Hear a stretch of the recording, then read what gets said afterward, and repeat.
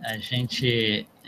É muito interessante, né, que a gente vai em vários centros, vários lugares, né, e acaba, ultimamente, a gente tem estado mais tempo aqui do que em outro lugar qualquer. A proposta de hoje é o que a gente chama de um telejornal espírita. Bom, o que é um telejornal? É o que a gente vê na televisão, é um newscast, né, como eles falam aqui.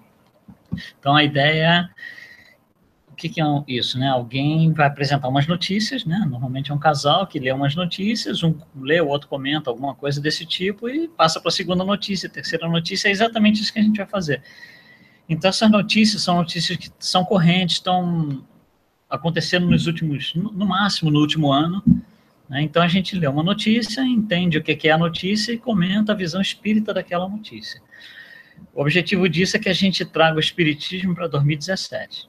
Em vez da gente, né, se transportar de volta para o tempo de Jesus, porque às vezes a gente lê muita coisa que foi falada por Jesus, ou está nos evangelhos e tal, a gente fala assim, não, mas ele estava falando para pescadores, que eram pessoas humildes, assim, assim, assim, e eu não sou assim. Ou seja, você está assumindo que aquilo não serve para você, né? É exatamente o contrário. Nós somos parte disso e a gente quer trazer isso aqui para cá. Então, vamos começar aqui com as nossas notícias. Todas as notícias são reais. São reais e o texto das notícias que a gente vai ler aqui para vocês, o jornalista foi lá e escreveu, né? E a gente vai fazer esse trabalho, então. Então, a primeira notícia aqui vem da revista Galileu, que é uma revista muito famosa no Brasil, 17 de maio de 2016, o título da notícia é esse aqui: cientistas autorizados a tentarem ressurreição de humanos. Na Índia, os médicos do Hospital Anupam e cientistas das organizações Biocarc e Revita Life Sciences querem ser os pioneiros em trazer mortos de volta à vida. Já autorizados pelo Institutional Review Board, que é um órgão internacional que regula e aprova testes em humanos, os testes para tentar ressuscitar humanos começarão em breve, ainda no primeiro semestre de 2016. Mas é interessante, gente, esse trazer mortos de volta à vida, né? Que isso, Luiz? Que isso? Não é ir lá no caixão e tirar um cadáver e trazer de volta, não é isso que eles querem dizer. Eles estão falando das pessoas que têm morte encefálica. Aliás, ele continua a notícia falando justamente isso. A ideia dos cientistas é reverter a morte cerebral, já confirmada por exames clínicos e eletroencefalograma de 20 pacientes, ou seja, são pacientes que já, teoricamente, morreram pelos padrões clínicos. Estamos muito animados com a aprovação do nosso protocolo. Com a convergência de disciplinas de biologia regenerativa, neurociência e ressuscitação clínica, estamos prontos para mergulhar numa área do conhecimento científico que era inacessível com as tecnologias atuais, disse Ira Pastor, que é o diretor executivo da organização Biocarc. A morte cerebral é considerada o ponto final da vida, pelos padrões médicos. Ainda que o corpo de uma pessoa que tenha sofrido morte cerebral possa executar diversas funções vitais, como circulação sanguínea, digestão de alimentos e até mesmo gestação de um feto, o dano cerebral é irreversível e representa a perda da consciência do ser humano.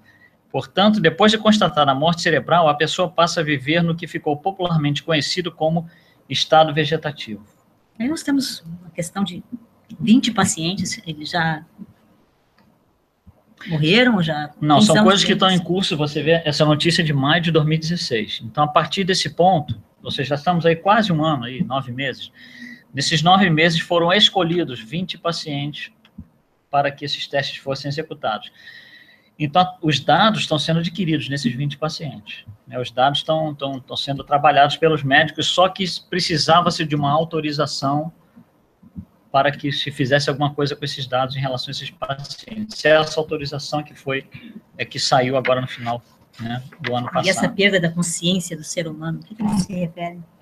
A perda da consciência, a ciência está chegando lá, né? A própria ciência está descobrindo que existe o que eles chamam de consciência fora do corpo, né? Ou seja, essa consciência estaria ligada ao corpo de alguma forma, sem entrar em detalhes muito técnicos, né? E se essa consciência se desligar do corpo de alguma forma, aí você não consegue trazer de volta. O que eles estão tentando estudar é isso, até onde ainda consigo trazer de volta. Para nós, isso aí é o laço fluídico, né? Mas para a ciência, eles não usam laço fluídico, eles usam consciência fora do corpo, né? Está vendo um alinhamento. Está vendo um alinhamento de coisa aí. Entre o espiritismo e a ciência, nesse termo. Isso. E a notícia, então, o jornalista fecha dizendo: caso seja bem sucedido, o experimento indiano abriria uma porta para a reversão da morte cerebral e, consequentemente, o retorno da consciência e da vida. Vamos alcançar compreensões únicas sobre o estado da morte cerebral humana. E isso nos ajudará a desenvolver terapias para desordens de consciência severas, como o coma, o estado vegetativo e outras tantas doenças degenerativas, como Parkinson's, Alzheimer's, explicou o fundador da BioQuark. Ainda de acordo com ele, o fundador da BioQuark, Palian, os primeiros resultados devem ser divulgados a partir de abril de 2017. Está quase lá. Então, agora a gente está... Né? Vamos ficar de olho nessa notícia, porque é uma coisa... Para nós, né, quando a gente vê uma notícia dessa, onde a ciência, né, que a gente se sente tão distante dessa ciência, e de repente eles fazem uma colocação que está tão próxima da gente, dá aquela sensação gostosa, né? E olha só, como é que está isso aqui, né? Onde que a gente está chegando. Interessante que na Índia, né? Um país extremamente dogmático, né? Religiões, muitas religiões lá, né? Eles abriram esse Abriram, estão estudando isso daí, muito interessante. Bom, como é que nós, espíritas, entendemos essa notícia? Um pouquinho a gente já falou, né? Mas como é que a gente, né, falaria sobre isso? A gente viria como a fronteira, né, como a gente fala ali, entre a vida e a morte, que a ciência e o espiritismo estão realmente dando encontro, né, o que André Luiz falou. Muitos livros atrás, vários autores. Está cada vez mais difícil para a ciência definir onde acaba a vida, né? Porque antes a vida acabava quando o sujeito não respirava mais. Agora não. Você tem eletroencefalograma que aparentemente, visualmente, o sujeito está morto, mas tem, né, atividade cerebral. Agora já estamos na morte encefálica. E aí a morte encefálica, hoje, pelos padrões da ciência, a morte encefálica é o ponto final, né? Só que ocorre morte encefálica, a ciência dá a martelada final, o cara faz experiência quase morte e volta. Então, como é que fica? A ciência está com uma dificuldade tremenda de definir essa fronteira entre a vida e a morte, né? Para nós, né, a gente tem a visão espírita, então a gente vê de um lado diferente deles, né, que existe uma coisa que é a morte, existe outra coisa que é a desencarnação. O que esse experimento está tentando é estudar o laço fluídico, ou seja, estudar a desencarnação, não a morte. Olha que interessante, né? É um estudo científico do espiritismo. Se a gente, né, pensar assim, olha que bonito que vai ser esse trabalho, né, quando a gente porque nós sabemos que enquanto tiver algum fio fluídico, a pessoa não desencarna, não adianta, né? Ainda tem consciência. Pode estar em estado vegetativo, mas ela realmente não desencarna até todo aquele fluido.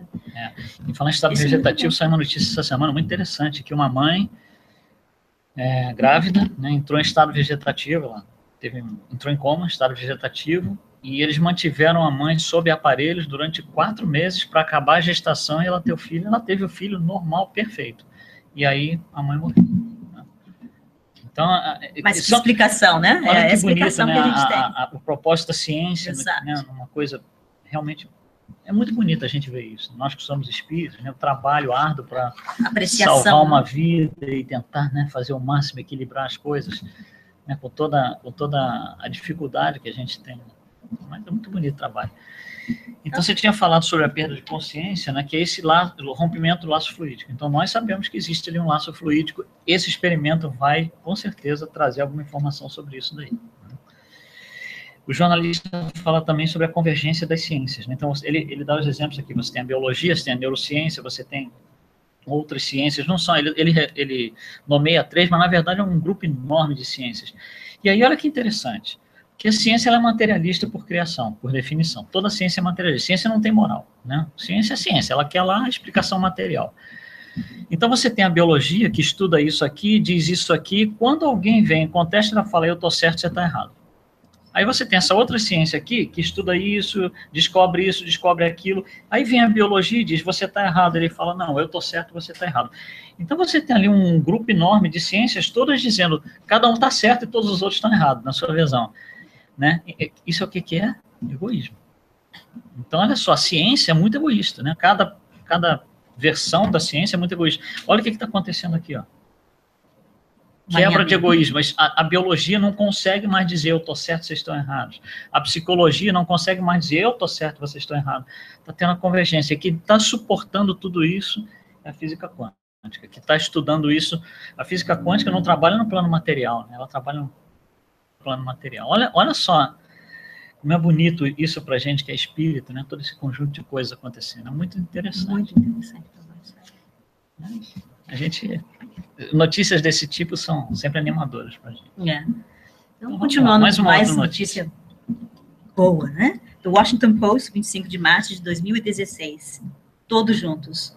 O Papa Francisco realizou nesta quinta-feira, 24 de março, o ritual da Páscoa, ajoelhando-se frente a muçulmanos, hindus e cristãos, refugiados, e lavando e beijando seus pés no abrigo de Castelnuovo de Porto, na Itália. Este ano, pela primeira vez, foram incluídas as mulheres, o que deu um especial significado à cerimônia, que ocorre no momento de crescente insatisfação e atmosfera hostil com relação à presença de muçulmanos na Europa e nos Estados Unidos, além da própria crise migratória na Europa. Segundo o relatório da Associated Press, vários imigrantes choraram enquanto o Papa ajoelhava-se perante eles, derramava água benta sobre seus pés, lavando-os e beijando-os. Todos juntos, muçulmanos, hindus, católicos, coptas, evangélicos, porém todos irmãos e filhos do mesmo Deus, afirmou o Papa. Temos culturas e religiões diferentes, mas somos irmãos e queremos viver em paz, integrados. Que dignidade isso, não é? Uma coisa fantástica da gente ver. E você vê, aparece o rapaz ali, né, chorando, colocando a mão no rosto, assim, de emoção, né? Aí você imagina, né? Você imagina Jesus fazendo isso. E você está ali, olhando aquilo assim, imagina o nível de vibração que está circulando aquela cena, né? Aqui também, né? A gente, só de olhar a imagem já é uma coisa emocionante, é impressionante. E uma coisa interessante em relação ao Papa, a gente fala que ele é um Papa espírita, quase, de tão, né, é tão alinhado, assim, tão afinado com a proposta real, básica de Jesus, mas ele escolheu o nome de Francisco justamente por causa de São Francisco de Assis, né, que ele, na versão dele, né, na versão de muita gente, na verdade, é aquele que foi muito próximo do que Jesus fazia, se entregou totalmente à causa, né, por isso ele escolheu esse nome de Francisco, né, e você vê uma influência que tem uma pessoa dessa, né, no planeta, porque ele está à frente da religião que tem o maior número de adeptos do planeta. Então, só a presença dele fazendo discursos, levando, né, a informação cristã por aí, já é uma coisa significativa. Você olha uma cena dessa, onde ele está nesse tipo de interação com elementos de outras religiões, né, olha a abrangência disso daí, né, olha o trabalho maravilhoso de disseminação que está sendo feito aqui, né? Isso é realmente voltar às bases, né? É uma caridade que vem de dentro, né? Não é um compromisso que ele assumiu com a religião dele, mas é uma caridade que vem dele, né? É um grande exemplo, né? E ele, quando mencionou as religiões, ele também incluiu o espiritismo, né? Porque no Livro dos Espíritos, na pergunta 798, ali diz que o espiritismo será uma crença comum, né? Mesmo que a pessoa não siga o espiritismo, se ela fizer o que o Papa está fazendo, ela é uma pessoa espírita, ela é uma pessoa boa, ela é uma pessoa caridosa, ela tem uma moral acima. É interessante, né? Quando Kardec faz essa pergunta, né, que se o espiritismo vai ser uma crença comum, os espíritos falam, claro, vai ser uma crença comum no sentido de um conjunto de atitudes e entendimento, mas nem todo mundo vai se dizer espírita. Você não vai ter todas as pessoas do planeta dizendo eu sou espírita, eu sou espírita, eu sou espírita. Não. Tem católico que é mais espírita do que alguns espíritas. Tem protestante que é mais espírita que alguns espíritas. Então, a denominação não significa muito, né? Então, é isso que essa pergunta, 798, esclarece. E você vê onde que isso se enquadra aqui. Você vê um Papa, né, que é à frente da religião maior do planeta, interagindo ali com hindus, muçulmanos e pessoas de outras crenças, todos centrados no mesmo ponto comum. Isso é um estado extremamente vulnerável, né? Porque eles são refugiados, né? Eles estão sem pátria. Nossa, é a dificuldade que essas pessoas passam.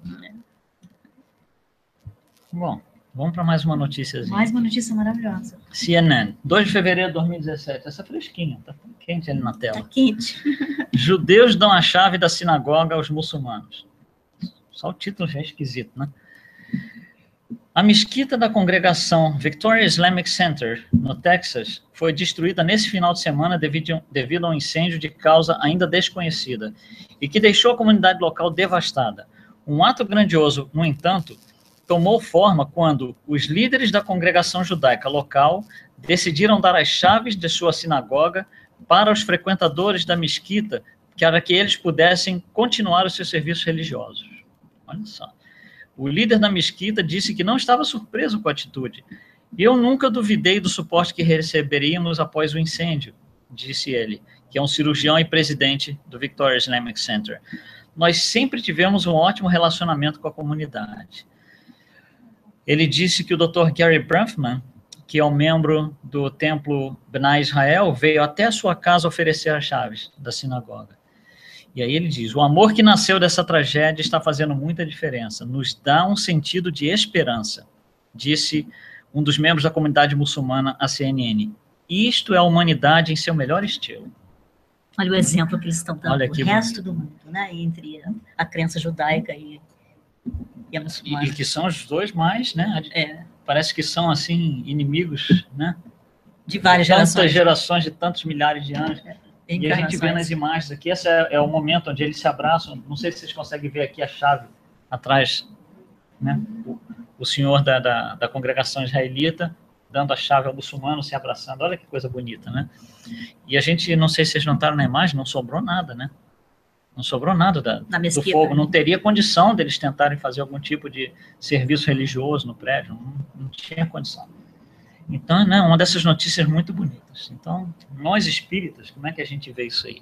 Olha a interação que eles têm, né? Aquele abraço. Isso é um exemplo para nós que a gente estuda sempre, né? Sermos caridosos, mas que exemplo que eles estão dando para o mundo. E para os jovens. Né? É essa integração que acabou de falar o Papa aqui na outra notícia. Justamente queremos viver em paz e integrados. Né? Olha aqui, né? Exatamente o que está acontecendo. Isso tudo acontecendo ao mesmo tempo, né? Olha que coisa interessante, né? Em vários pontos. Isso é liderança espiritual, né? Isso é liderar as congregações, né? E também o exemplo, né? Que Jesus também falava, né? Fazer aos outros aquilo que queremos, né? Que façam para nós, né? E se fosse ao contrário, né? Se fosse ao contrário. Porque os judeus ofereceram a chave aos muçulmanos da sinagoga, baseado muito provavelmente nesse pensamento aqui. Mas e se fosse a nossa sinagoga que tivesse sido destruída? Será que eu não gostaria que eles oferecessem o templo deles temporariamente para que eu fizesse meu serviço religioso? Então, essa é a hora de agir, né? Então, e será que eu seria humilde o suficiente em aceitar? Para aceitar, exatamente. Então, olha quanta coisa está em jogo aqui, né? E o que fica mais evidente nesse jogo de coisas, esse jogo de emoções e moralidade, é justamente o fato de ser judeus e muçulmanos, que são, assim, né? Tradicionalmente, arqui-inimigos. Né? E olha só que bonita essa colocação. Então, é possível. Né? Não é que não seja possível. É questão da gente querer. Eles queriam. Eles queriam as duas congregações, né? Porque aqui você está falando uma transformação moral, mas não só de uma pessoa, né? É de uma comunidade inteira e de outra comunidade inteira. Você tem dois grupos inteiros ali que estão passando por um processo de transformação moral, que estão se abraçando, né, se unindo em torno da mesma causa. Então, é bonito a gente ver essa transformação moral, principalmente em escala maior, não uma pessoa só, uma escala coletiva. É um entendimento que Deus é um Deus para todos. Né? Nós podemos ter estilos de vida, culturas diferentes, mas o Criador é um só. Mais uma notícia aqui. Bom, nós vamos passar... Olha aqui, o que é isso? O que é isso? Espera, isso aí vem daqui a pouco. Desencarna no Rio de Janeiro o Dr. Jorge André. Daqui a pouco. Daqui a pouco. Mais alguns minutos. Então tá. Tá bom? Então, nós vamos passar por uma história que aconteceu no dia 29 de novembro de 2016, no Revival Times, no Brasil. STF legaliza a prática do aborto. A primeira turma do Supremo Tribunal Federal legalizou de forma indireta, nessa terça-feira, a prática de aborto realizada durante o primeiro trimestre de gestação, independente do motivo que leve a mulher a interromper a gravidez. A decisão foi tomada durante o julgamento de um habeas corpus em favor de funcionários e médicos de uma clínica de aborto em Duque de Caxias. Só para esclarecer, isso daqui é um caso que está sendo julgado uma clínica, não é o país inteiro. É o julgamento de uma notícia sobre um caso que aconteceu em uma clínica. E foi tão grande que chegou ao Supremo Tribunal. Chegou a notícia a ficar grande, mas é uma clínica. Então, continuando, 3 ministros decidiram que não é crime a interrupção voluntária da gestação efetivada no primeiro trimestre. Outros 2 ministros não se manifestaram sobre a discriminação do aborto. Apesar da decisão não ter sido tomada pelo Pleno do STF, ela cria embasamento para decisões feitas por juízes de outras instâncias em todo o país. Então, novamente, né? Essa é uma notícia, mas o fato dessa notícia ter tido esse resultado abre precedente para que outros juízes em outras localidades tomem a mesma decisão, tá? E aí nós temos uma colocação aqui, né? Em temas moralmente decisivos, o papel adequado do Estado não é tomar partido e impor uma visão, mas permitir que as mulheres façam a sua escolha de forma autônoma. O Estado precisa estar do lado de quem deseja ter o filho, o Estado precisa estar do lado de quem não deseja, geralmente porque não pode ter o filho. Em suma, por ter o dever de estar dos 2 lados, o Estado não pode escolher um, defendeu o ministro Luiz Roberto Barroso. E olha que coisa difícil, né? É difícil, na nossa sociedade. Mas eu acho que a nossa visão espírita é bem clara em relação a isso, né? Tem que existir respeito à vida, né? O espiritismo ele não está do lado do Estado, não está contra o Estado. Nós não estamos preocupados com a parte legal social, nós estamos preocupados com a parte espiritual. Então precisa existir esse respeito à vida, né? Precisa existir a consciência de quem vai fazer a decisão, e pode ser só a mulher e a família dela, ou a mulher e o marido, ou o namorado, seja lá, as pessoas envolvidas nessa decisão têm que saber, né, fazer essa escolha com moralidade. As escolhas que sejam feitas terão consequências, né, isso é uma coisa que a gente sabe muito bem dentro do espiritismo. O que precisa, talvez, é educar essas pessoas a entenderem isso, e não é papel do Estado. O ministro Barroso está correto, não cabe ao Estado decidir se a mulher deve ou não deve, se pode ou se não pode. É uma decisão íntima de cada pessoa, do pai e da mãe, né, no caso. Então, a mulher, por exemplo, né, se ela estiver nessa situação, nessa dúvida, será que eu faço aborto, se não faço? Não interessa a razão. Se ela estiver nessa dúvida, não adianta ela transferir a responsabilidade para o Estado. Deixa eu olhar na lei o que eu tenho que fazer.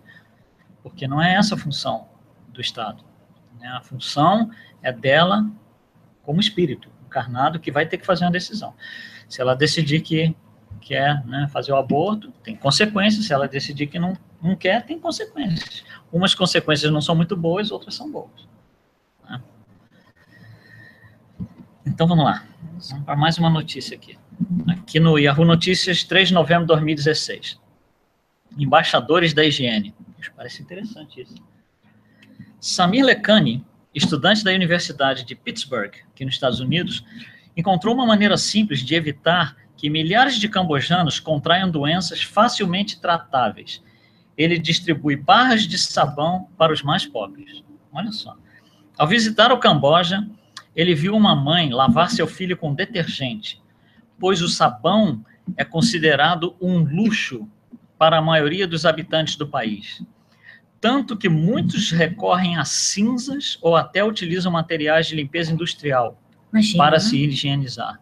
Detergente e cinzas. E cinzas. Porque sabonete é luxo. Samir percebeu que aquilo era muito perigoso, afinal poderia provocar inúmeras alergias e não fazia o principal, que era diminuir o número de doenças devido às falhas no asseio pessoal. Em suas pesquisas, o jovem percebeu que havia um centro turístico nas proximidades que recebe mais de 2 milhões de visitantes por ano. E seria uma boa opção para desenvolver a sua ideia. Reciclar os sabonetes dos mais de 500 hotéis e pousadas na região que vão para o lixo. Imagina, não? Sabonete que vão para o lixo e que pode curar, e é luxo salvar... para a população. Né? Quando terminou sua licenciatura em estudos ambientais, o estudante começou a colocar seu plano em prática, criando a organização EcoSoap Bank, que desde a estreia já forneceu 650 mil sabonetes aos cambojanos. Os embaixadores da higiene devem levar sabão às escolas do Camboja e educar os jovens sobre a importância de lavar as suas mãos. Olha só. Nos Estados Unidos, as redes hoteleiras desperdiçam 2,6 milhões de barras de sabonete todos os dias. Mas, graças a Samir, uma boa parte agora é destinada a pessoas necessitadas. A gente consegue imaginar 2,6 milhões de sabonete por dia? Por dia. Colocados no lixo aqui nos Estados Unidos? Pela rede hoteleira. Nós moramos numa comunidade, numa sociedade que desperdiça o desperdício que a gente faz aqui, né? Porque é tudo muito fácil, a gente tem, até nós mesmos, né? Porque nós não nos educamos corretamente, né, muitas vezes. Então, a gente viu algumas imagens, né, do Samir oferecendo e trabalhando com a população para fazer isso acontecer, né? Ele criou essa empresa aqui, se a gente vê ali o logotipo da companhia na camisa, EcoSoap Bank. O que eles fazem é recolher sabonetes, né, utilizados dessas redes hoteleiras. Não sei se vocês viram na imagem, o sabonete não vai direto para outra pessoa, ele é retrabalhado, purificado, mas ele vai, né, ser reciclado, não vai para o lixo mais, porque isso aí é luxo para a população. Olha que coisa impressionante. Maravilhoso, né? Um grupo de jovens ter esse tipo de ideia e iniciativa. Né? E serve de exemplo. E ajudar uma população inteira, exato. Né? Bom, nós espíritas, fala um pouquinho da gente. Nós aqui, né? Então, o que a gente está vendo aqui é uma caridade social, mais moral também, né? Nós estamos ajudando, esses rapazes estão ajudando um país inteiro, uma sociedade inteira a cuidar do próprio corpo, né? A ter aquele carinho de se higienizar. E a educação, eles estão se educando a cultuar uma vida mais saudável, né? Isso de uma iniciativa, isso está dentro porque a caridade material é você dar o sabonete fisicamente, não o sabonete. É uma caridade material, mas não é isso que eles fazem. Por isso que eles não é só isso que eles fazem. Por isso que eles são chamados de embaixadores da higiene. Eles vão nas escolas educar as pessoas, tá? Como é que utiliza sabão, como que eles fazem uma asepsia pessoal, para que as pessoas tenham uma qualidade de vida melhor e possam ensinar para os outros. Né? Então, é o efeito dominó. O objetivo é um efeito dominó de caridade. Né? E aí diminui o número de doenças depois que começaram. Claro. Esse é o ponto, né? Exatamente. E uma coisa interessante, a gente lembra de Jesus nos falando da parábola dos talentos, né? Onde ele dá uma moedinha para 3 homens, né? E dizem, façam disso alguma coisa positiva. E um deles transforma aquilo numa coisa maravilhosa, o outro faz um pouquinho menos, e o outro guarda para que aquilo esteja são e salvo quando Jesus voltar. E ele fala lá, olha aqui, a sua moedinha está sã e salva. E Jesus fala, você não fez nada com ela, né?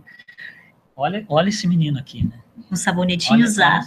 Né? Ele pegou o talento, o sabonetinho, que é a moedinha, olha o que ele fez. Tocou o coração do planeta inteiro. Mas olha, a gente não pensa numa pequena coisinha que a gente possa fazer com uma pessoa, né? Que pode, espírito, né? Visionário, né? Exato.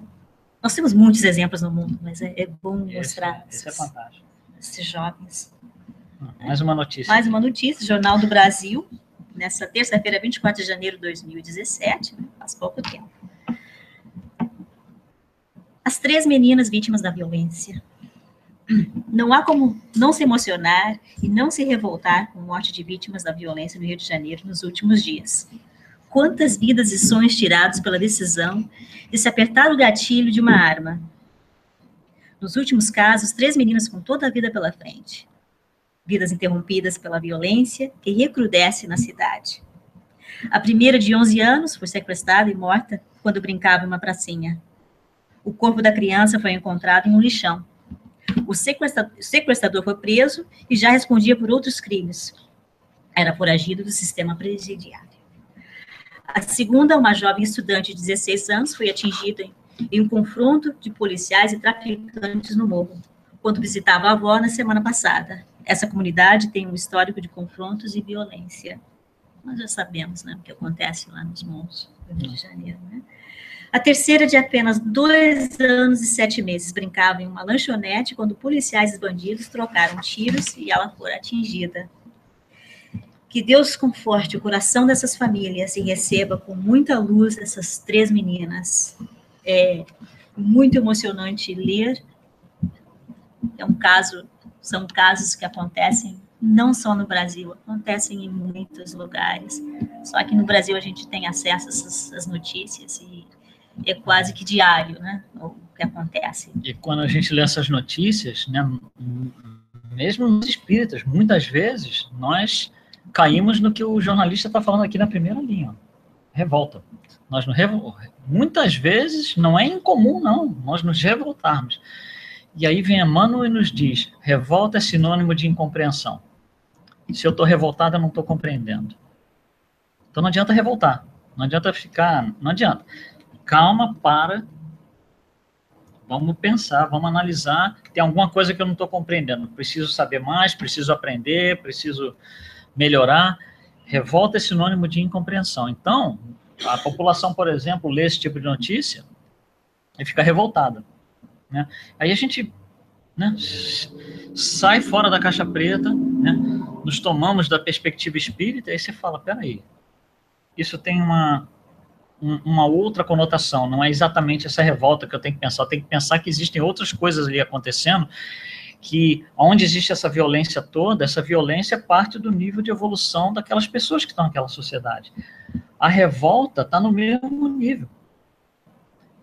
A violência e a revolta estão no mesmo nível de evolução, não é que um está aqui e outro está aqui. Então, onde você tem violência, se você está no mesmo nível de evolução daquela violência, você está revoltado. Só quando eu sair da revolta é que eu vou entender essa violência de uma forma diferente.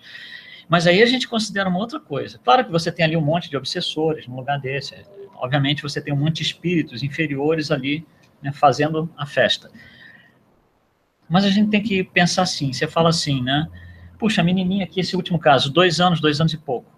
Por que ela estava ali? Por que a outra, 16 anos? São balas perdidas, então são acidentes, né? Ou balachadas, né? São balas que a menina estava ali brincando, inocentemente, na lanchonete, veio a bala, né? E a menina foi assassinada.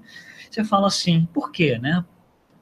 Bom, tem uma coisa que a gente tem que considerar, que é o que eu pessoalmente chamo de contextualização kármica. Olha só, por razões kármicas, eu tenho que ser inserido num contexto de violência, porque eu tenho que me redimir de alguma coisa, eu tenho que estar naquele contexto por alguma razão kármica. Então, eu vou ser inserido, na minha próxima encarnação, por exemplo, num contexto de violência. Então, eu vou estar vivendo num lugar onde a violência está ali 24 horas por dia. Só que eu sei o que pode acontecer quando eu estou inserido nesse contexto. Né? Por exemplo, se eu fizer uma coisa moralmente errada, eu sei o que pode acontecer. Eu estou ciente das consequências que podem acontecer. Obviamente, o ladrão, quando rouba, ele nunca espera que vai ser encontrado e vai para a prisão, mas ele sabe dessa possibilidade. Então, quando o espírito é inserido nesse contexto, ele sabe das possibilidades. É possível que aconteça uma bala perdida? É. Então, a gente tem que olhar isso num plano maior. Né? A gente não pode desconsiderar essa possibilidade. Então, a menina foi atingida, foi um acidente, mais ou menos, né? Porque ela estava inserida num contexto que ela precisava para essa encarnação. Tá? Precisa a gente sempre considerar isso daí. Então, a nossa conduta, né, no momento que a gente lê, é elevar a vibração, né? Orar para que os espíritos sejam acompanhados, né, passar por um outro processo, que eles consigam reencarnar novamente, né? Talvez em condições, não no morro, né? Mais favorável. Mais favorável, né, para uma vida mais sadia, né? Mas nós que estamos olhando para essas notícias, né, não se revoltar, né? A gente pode se emocionar como que não lê e não se emociona, mas é a revolta que não devemos, né? Se cultuar. A gente chega a compreender Exato. que da necessidade dessas crianças terem sido inseridas nesse contexto, a revolta vai embora, ou pelo menos diminui bastante. Tá? Exato. Então vamos lá, mais uma noticiazinha aqui. Yahoo Notícias, 3 de novembro de 2016. Amizade improvável. Nora Wood fez uma visita ao supermercado acompanhada de sua mãe, Tara Wood. Durante as compras, elas cruzaram com um idoso caminhando cabisbaixo. A pequenina, de apenas 4 anos, acenou para ele e disse: "Oi, velhinho, hoje é meu aniversário." Dan Peterson, o idoso, parou, olhou para a garota e sorriu para dar atenção a ela. Algumas frases foram trocadas e ambos seguiram seus caminhos. Contudo, a garotinha realmente havia gostado do Sr. Peterson e insistiu em voltar e tirar uma foto com ele. Os dois se abraçaram como se fossem amigos há muito tempo, comovendo a mãe da menina que tratou de tirar uma foto daquele momento. Emocionada, Tara postou a foto dos dois novos amigos no Facebook e a foto viralizou. Entre as milhares de mensagens que recebeu, a de um amigo do idoso, falava que Peterson havia perdido a esposa alguns meses antes e que estava deprimido e que o bate-papo deixou mais animado. Então, Tara decidiu que iria visitar Peterson com sua filha de vez em quando. Em sua primeira visita, Nora, que é a menina, deu outro longo abraço no vovô e mostrou a foto que eles tiraram no supermercado. Ela também levou algumas pinturas que havia feito para presentear o amigo. Em entrevista ao canal de TV CBS, o idoso afirmou que no dia em que eles se conheceram, ele estava duvidando de si mesmo e de suas crenças. E continuou: a menina elevou meu espírito para as alturas e me senti bem como não me sentia havia muito tempo. Atualmente, Nora visita Peterson pelo menos uma vez por semana e faz planos para comemorar o aniversário de 82 anos do amigo. O velhinho admitiu que a nova amizade mudou sua vida e que agora até dorme melhor. Que história mais doce, não é? Parece que a gente está lendo uma historinha de criança. Uma coisa maravilhosa. Isso aí aconteceu num supermercado da cadeia do Publix, na cidade de Augusta, no estado de Georgia. E como uma rede de supermercado, eles têm câmeras de segurança, né? Então, esse abraço, esse momento foi captado pelas câmeras de segurança. Então, a gente vai mostrar esse momento, né? Aqui no vídeo. Esse é o momento em que a mãe com a menina dentro do carrinho aqui, o senhor passa para cá, você vê que ela dá um tchauzinho, fala as palavras ali. O velhinho, né? O velhinho. Aí, a primeira foto, e aí é o momento no supermercado onde ela vai dar um abraço ao senhor. E dali para frente nasce essa belíssima coisa que a gente viu aqui, essa amizade. E a gente... Aqui é a menina com a mãe indo à casa do senhor, do velhinho, né? Como regularmente visita uma vez por semana. E eles passam um tempo juntos. Né? Olha que coisas fantásticas, espetaculares. Que docinho. Dois, agora eu vou botar entre aspas, entre aspas, desconhecidos. Né? Então, olha só, aqui as três, a mãe, a filha e o senhor, o velhinho. E ali, né, ele então expressando o quanto mudou a vida dele, uma coisa tão simples, né? Uma coisa tão inocente, né? E ali são os dois, então, em várias fotos, várias tomadas. É uma coisa muito bonita. Né? Que interessante, né? Ele 82, ela... 4. Né? Teoricamente, sem relação nenhuma, né? Mas aí nós somos espíritas. Nós somos espíritas, né? Aí nós somos espíritas. Esse sem relação pensar, nenhuma, né? É um fato. Pode falar. Isso é um relacionamento que já começou em uma vida prévia, né? Não tem como encontrar uma pessoa, ei, meu amigo, vem me abraçar, não é assim. Ainda mais aqui nos Estados Unidos, que existe uma distância, né, sugerida, né, em relação a pessoas desconhecidas, né? E também a mãe também tem um certo conhecimento, né? Porque para deixar, né, a filhinha abraçar uma pessoa desconhecida, isso para nossa cultura aqui não é comum, né? Se envolveu também. Obviamente que também é um espírito já mais conhecedor, né? Sabendo dessa conexão com a filha, né? Com esse senhor, né? Com o poder transformador que a gente fala, porque ele realmente já estava em estado de depressão, já estava, né? Perdeu a esposa, né? E encontrar aquela menininha, né? Que abraçou e reativou toda uma emoção. E sim vocês palavras, né? Oi, velhinho, hoje é dia do meu aniversário. Exato. Não tem nem a ver com uma pessoa passando, você fala, olha, hoje é dia do meu aniversário. Se você pensar bem, tecnicamente não faz nem sentido. Você jamais faria isso no supermercado, né? Por quê? Porque a gente está num nível tem um julgamento ali, né? Eu vou ser julgado se eu fizer isso. A menina... Não tem ela tem 4 anos, ela ainda está ligada na encarnação passada. Ela não está presa aos dogmas da sociedade ainda, né? Olha Exatamente, que coisa maravilhosa. E a gente fala de caridade. Essa verdadeira caridade, né? Que vem daquela inocência de ambas as partes, né? Uma pessoa de 82 anos, ela também já tem uma inocência, né?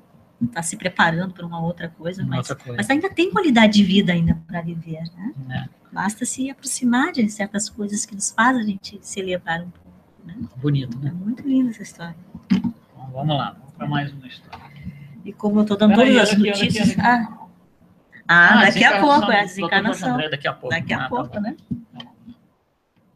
Não, quero ouvir isso aí. Vamos lá, vamos dar mais uma notícia. Bom, como eu estou dando todas as notícias hoje... Não, fala, né? Lê a notícia aí. The Washington Post, 30 de novembro de 2016. Mãe desfalece frente à filha por overdose. Mandy McGowan, de 36 anos, ficou inconsciente em função de uma aparente overdose e perdeu os sentidos na seção de brinquedos de uma loja da rede Family Dollar em Lawrence, no estado de Massachusetts. Sua filha de 2 anos puxava os dedos da mãe, sentava-se ao seu lado e tentava balançar sua cabeça, mas as tentativas foram em vão. A cena de cortar qualquer coração foi filmada por um funcionário na loja e viralizou. Segundo a polícia, quando os primeiros socorros chegaram, McGowan recebeu doses de naloxone, something like that. O antídoto recomendado para a situação. Artigos relacionados a drogas foram encontrados na sacola de fraldas, contendo pequenos canudos cortados com comprimento aproximado de 8 centímetros e resíduos de uma substância branca ao redor de suas pontas. No estado de Massachusetts, tais cenas se tornaram absolutamente corriqueiras. Aliás, o número de casos de overdose no estado está 2 vezes acima da média do país. Coisa triste, né? E a tristeza está aqui na nossa frente, porque foi filmado isso. Não é que a gente está imaginando, que a gente está falando. Você vê que a mulher está no chão, não tem a menor noção, não reage a nada, não faz nada, né? Por muito pouco ela não desencarnou, né? E claro, depois chamaram o rescue, eles vêm e tomam, né, conta da mulher e conseguem revivê-la. Mas olha só, né, o que essa mãe está fazendo na frente da filha. E o fato de ser uma situação corriqueira num estado... É a coisa comum, né? Como é que você pode achar que algo desse tipo é comum? E no estado de Massachusetts, o número de casos como esse é 2 vezes acima da média do país. Então, olha só, né, em relação a esse tema, essa proposta, olha a psicosfera, né, de um lugar como esse. Olha como é complicado, né? O desafio das pessoas que estão ali são mais jovens e têm interesse em drogas ou lidam com isso, né? Olha como é difícil, né? Você chega a fazer isso na frente da sua própria filha no meio de uma loja, na seção de brinquedos, né? Não é que você foi no bar, nada disso, não. Na seção de brinquedos ali com a sua filha, né? Bom, da nossa visão espírita, né? O que a gente vê, né? Leva para casa dessa notícia leva triste. Os vícios e as drogas, né? E é um caso que existe muita obsessão. A gente sabe que a obsessão é, né, a primeira coisa que a gente associa num caso como esse, é a obsessão daqueles espíritos que estão ali em torno da mulher, né? Claro, já acompanham a mulher há muito tempo e estão ali, né? Para, de alguma forma, entre aspas, fazer o trabalho que eles acham que tem que fazer, né? Mas, por outro lado, a gente olha para a menina, né? E ela está ali para fazer o contrário, né? Ela está ali com uma inocência total, tentando reavivar a mãe e tal, tentando, né, trazer luz para a mãe. É claro que ela não consegue, ela, né, fica ali desesperada, mas existe ali uma noção de responsabilidade dessa menina em tentar fazer alguma coisa. Olha só, a menina de ali, não sei, 2 anos, né? 2 para 3 anos. Menina pequena, bem pequenininha, e já tomando essa responsabilidade. Eu preciso tentar fazer alguma coisa. Essa é a minha mãe, eu preciso reavivar essa pessoa, né? A gente fala de instinto, mas não é instinto. Né? É um espírito que já vem preparado, né? Já está ali um pouquinho mais acima, né? E, obviamente, essa mãe vai ter né, vai ter consequências. Né? Claro, primeiro por causa dela mesma, está se ferindo a ela mesma, né? Está trabalhando contra o próprio corpo, mas tem a ideia de, por exemplo, na hora que você faz isso, você está sendo tão egoísta, que você abandonou seu próprio filho, sua própria filha, para trabalhar em cima do seu egoísmo, que é lá se drogar e ficar nas nuvens, seja lá o que seja, né? Então, existe essa parte, esse abandono da mãe em relação ao filho, ele vai ter algum tipo de consequência. Não vai ser muito bom, mas... né? Nós sabemos, lei de causa e efeito. Mas essa menina veio para ajudá-la, né? Veio para ajudá-la, com certeza. E alguma novidade sobre o estado dessa mãe agora? ela está em julgamento, né? Essa mãe está em julgamento, mas uma coisa interessante é que depois que ela, né, saiu do hospital e tal, é aquela hora que a gente bota as duas mãos na cabeça e fala assim, nossa, o que eu fiz? Né? Mas acontece de vez em quando com a gente, nossa, o que eu fiz? Então ela vem a público, né, dizer, eu quero que vocês vejam essas imagens, eu quero, em vez de esconder, né, de vergonha, coisa assim, eu falo, não, eu quero que todo mundo veja isso aqui, porque é isso que não se faz. Eu estou dando oportunidade, como se fosse ela dizendo para a gente, eu estou dando oportunidade para vocês de ver como não se faz, jamais façam isso que eu fiz. Então, isso teve um peso muito grande, muito positivo no contexto social, para o julgamento, dela começou. Como parte para o julgamento. Então, ela não está sendo condenada, porque a ideia inicial é de que, puxa, vai perder a custódia do filho, da filha, no caso, né? Não está nesse sentido, está muito pelo contrário, ainda está em trâmite a coisa, mas está indo para o lado de que ela vai manter a filha, vai manter a custódia, justamente por causa desse trabalho social, entre aspas, indireto que ela está fazendo Pessoal, jamais façam isso que eu fiz. Né? Jamais façam isso com seus filhos. Então tem alguma coisa positiva, né? Tem uma coisa de positivo nisso. O fato dela deixar ser tão vulnerável e mostrar essas cenas, né? Uma vulnerabilidade tremenda, ter mostrado essa cena da mãe deitada ali, a filhinha tentar, é uma coisa muito... A cena em si é chocante, né? Mas para nós espíritas tem um aprendizado muito grande aqui. Exato. Né? Bom, vamos para mais uma notícia aqui. Do site Histórias com Valor, 6 de dezembro de 2016. Também está fresquinho, né? Menino de rua pede esmola. John Tal, que é esse menino aqui embaixo que a gente vê, um menino que vive nas ruas da capital do Quênia, Nairobi, é órfão de mãe e fugiu de casa por causa das violentas agressões às quais o pai o expunha. Na cultura queniana, crianças como John são rotuladas como ladras, rudes e impuras. E até agora pode ser qualquer país, né? Em Quênia aqui, mas pode ser alguma comunidade aqui dentro, no Brasil, qualquer país da América Latina até agora.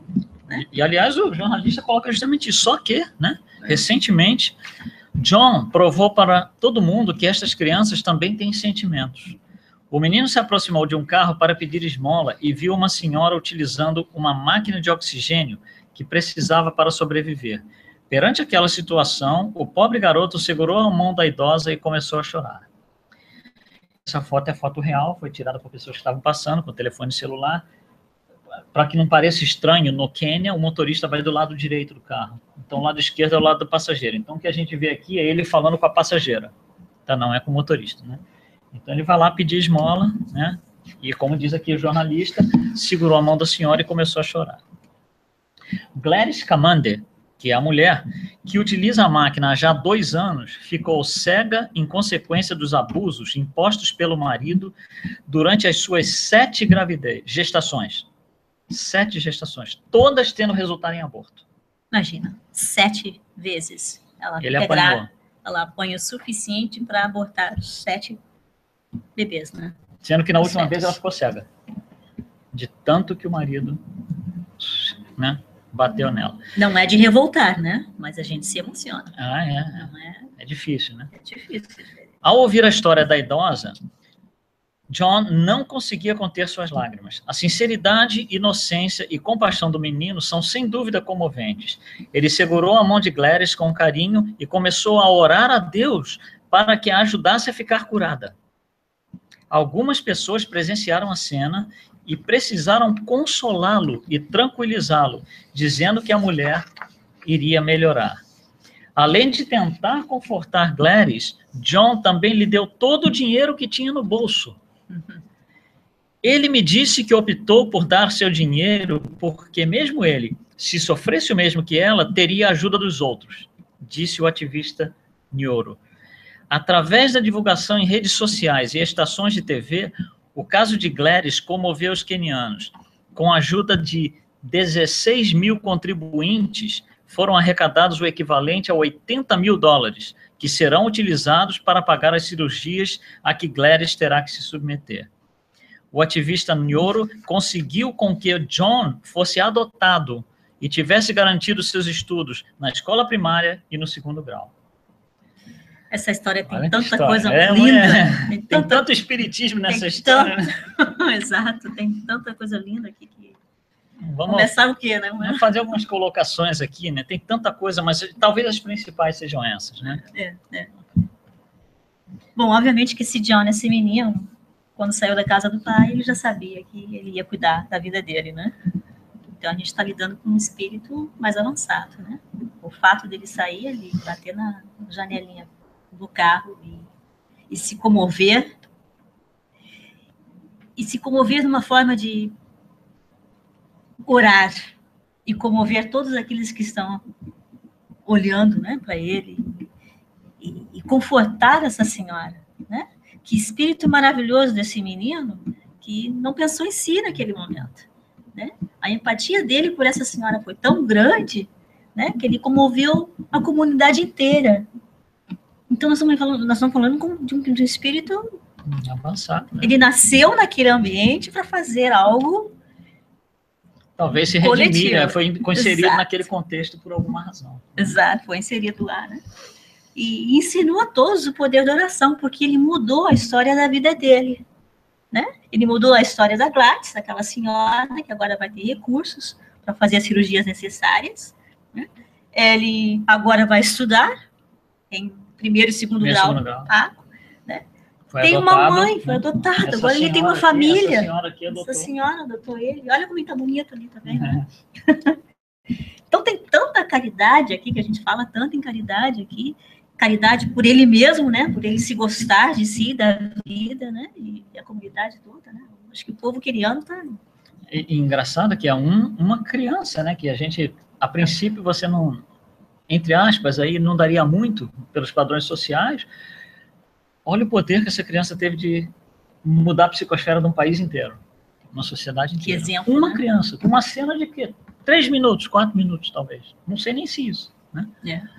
Ele teve que sair de casa para fazer essa caridade, né? E ter o merecimento que ele precisava. Ele precisava fazer isso para receber. Né? Exatamente. Acho que a gente vai escutar ainda muito dele. Ele vai aparecer novamente. Muito provavelmente. Uma história lindíssima, muito bonita, né? Para nós espíritas, então, uma dessas histórias que a gente leva para o travesseiro, né? Fica ali sonhando com ela durante a noite, né? Exatamente. Vamos mais a última notícia. Chegou o momento, olha só. Bem, foi publicado no portal da Federação Espírita do Estado de São Paulo, dia 1º de fevereiro, né? Faz muito tempo, de 2017, né? Desencarnação de Jorge Andréa. O querido pesquisador e escritor Dr. Jorge Andréa dos Santos retornou à pátria espiritual na data de hoje, aos 100 anos de idade. Jorge Andréa, como era conhecida no meio espírita, nasceu em 10 de agosto de 1916, tendo sido um autor profícuo, cuja contribuição ficou registrada em mais de 400 artigos publicados em revistas espíritas. Além disso, também publicou mais de 30 livros ao longo de 4 décadas, dedicados ao estudo da área científica da doutrina espírita, notadamente relacionados à psicologia, parapsicologia, psicanálise, biologia, evolução, reencarnação, entre outros assuntos. Profícuo, pesquisador e conferencista em mais de meio século, cruzou o país de norte a sul, fazendo palestras e participando de conferências, sendo considerada uma das mais importantes figuras no movimento espírita no Brasil. Sua produção científica única e fundamental, fruto de sua dedicação e trabalho, muito contribuiu para expandir a compreensão do espiritismo no Brasil e no mundo. Que nosso querido irmão Jorge Andréa possa ser recebido pela espiritualidade maior, juntamente com as nossas vibrações de eterna gratidão por tudo que realizou. E a gente vê na imagem aqui o Dr. Jorge Andréa, acompanhado do André Trigueiro, que também é um grande expositor espírita, fantástico. Mas a obra do Jorge Andréa é uma coisa maravilhosa, né? Se expande aí, nós vimos aqui 40 anos, 400 artigos publicados em revistas, 30 livros. Um dos livros, talvez o livro mais conhecido dele, talvez, chama-se Forças Sexuais da Alma, né? E essa gama de livros todos, eles estão sempre centrados na parte científica. Uma coisa engraçada que a gente vê, engraçado em termos, né? É que no Brasil a perna científica da doutrina não é muito ativa, ela é meio capenga, e ele foi o primeiro que deu força nessa perna, e depois vieram outros, né, como Hernani Guimarães, e hoje nós temos muitos deles nisso aí. Aqui está indo o nosso Jorge André, então, indo para o lado de lá. A Nete Guimarães. A Nete Guimarães é uma pessoa que gosta muito dele. Ela considera, né, que Jorge André era o mentor encarnado dela. E aí, então, nosso Jorge André... Ele também é um exemplo de um espírito que provavelmente essa já seja a sua segunda encarnação como espírita. Possivelmente. Uma vida inteira Pode dedicada, até ser, né? Pode até ser. Uma especulação muito boa. Então, a gente queria trazer essas notícias para vocês aqui. Isso aqui a gente chama de telejornal espírita. Agora, é mais fácil que vocês viram do que ficar explicando no início, né? Mas, depois que faz, então, hoje aqui, né, no dia 17 de fevereiro, nós estamos nesse lugar aqui. Mas é interessante que quando a gente olha essas notícias, né, que a gente que estuda o espiritismo, que a gente coloque em prática, né? A gente não fazer aquele julgamento, não, mas aquilo lá é em outro estado, em outro país. Mas a gente faz parte de uma comunidade que é o mundo inteiro, né? E da gente está sempre em vibração. Ou seja, a notícia, ela pode tanto nos elevar, mas ela também pode nos baixar nossa vibração. E é isso que a gente deve, né, tentar evitar. Porque nós precisamos estar sabendo o que está acontecendo no mundo, né? E vamos ter notícias maravilhosas e notícias que ainda, né, ainda são eventos que estão acontecendo. Para quê? Porque a gente está evoluindo ainda, né? Nós todos estamos mais ou menos na mesma filinha seguindo, né? No nosso plano evolutivo. A notícia não tem fronteiras, né? A fronteira quem impõe somos nós mesmos. Mas o fato da gente, nesses momentos, evitar a revolta, trazer de volta a oração, né? Vamos proteger também, né? De não entrar naquela onda, né? E orar para que esses espíritos consigam se erguer, né? E a gente poder praticar o espiritismo todo dia, né? E a toda hora, começando conosco. E as notícias negativas, que vão existir, como sempre, claro, elas, além de não se revoltar, nós temos que aprender com elas, né? Eu não preciso, por exemplo, desmaiar drogado na seção de brinquedos de uma loja para melhorar. Eu posso ter aprendido com essa notícia, que, aliás, é a propósito daquela mulher, né? Foi a campo dizer isso. Então, nós podemos aprender muito com todas essas notícias sem ter que passar pela experiência, muitas vezes, negativa, né? Então, é questão da gente aproveitar a oportunidade que está sendo dada. As oportunidades estão aí, né? É questão da gente, né, não deixar o passarinho voar, pegar e fazer alguma coisa em nosso próprio favor. Tá bom? Realmente, um pequeno detalhe da minha própria história. Essa semana eu trabalhei numa escola pública, e com várias senhoras, e uma psicosfera desafiante, para não dizer, né? As senhoras já cansadas, elas estão quase se aposentando, né? E aquelas coisas, aquelas palavras, aquelas trocas de palavras que não são muito carinhosas umas com as outras, né? E aí eu falei para o Luiz, mas o que eu faço, né? Porque é um ambiente pesado, né? E nós temos que trabalhar juntas, e outra, nós estamos trabalhando com crianças, né? E aí tu vai falar, pega uma pessoa e conversa, continua lá, aí tu vê, ela tem um problema de câncer, aquela outra tem um problema que perdeu o filho, aquela outra, e aí tu vê que cada pessoa tem uma história que ela tá tentando passar por aquilo, né? E aí, aquele ponto, o que eu faço, né? A gente juntamos e fizemos uma oração para que o dia acabasse melhor, pelo menos a semana, né? Então, o que a gente pode fazer naquele momento para ajudar aquela pessoa que muitas vezes é rude contigo, né? Falando um pouco, mas não é... Ela está sendo rude com ela mesma, né? Então, é a maneira como ela tem de se comunicar, né? Como que a gente pode E é isso ajudar. Que Jesus fala a outra face, né? A pessoa vem rude, vem agressiva e tal, e a gente dá a outra face daquilo, que é a caridade, o amor, exato. Né?